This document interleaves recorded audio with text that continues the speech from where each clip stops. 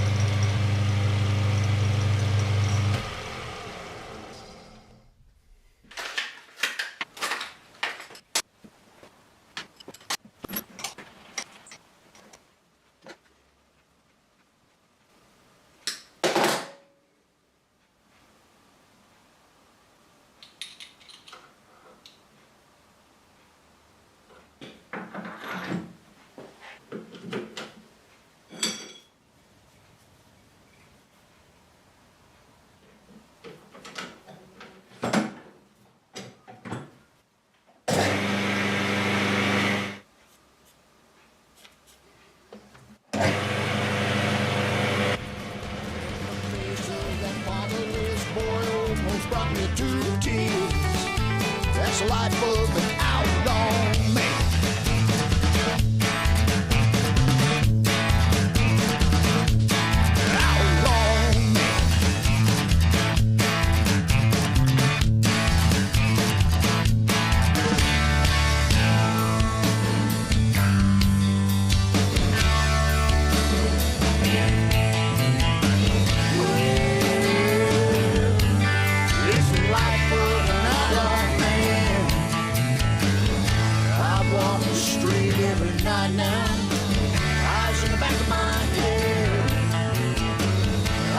Got everything I'm home 49 years. Tell you all, I still ain't dead.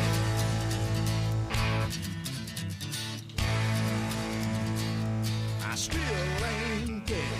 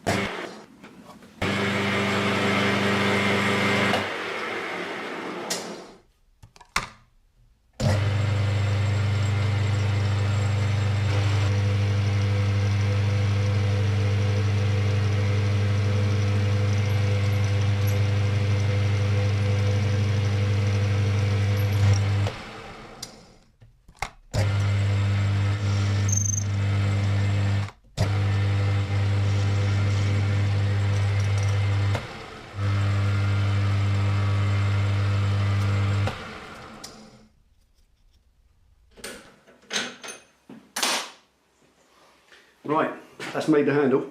There it is. That's the handle from my scriber. Nice, chunky, feels good. With the twisted steel, I've got a really good grip on it. Love it. So that's that. That's the handle. Let's make the head. This is an M5 thread. This is about M4 by the look of it. Doesn't go in, so I'm going to drill it out. Drill down enough. I'm going to take this little taper off the back there and then put the knurled edge, straight part of the shank up against the taper on the handle. So that gives me a nice fat looking head on it. And then I've got to drill down inside and then tap it out. It's not brass, it's brass plated steel, so it should be easy enough. There we are, one handle.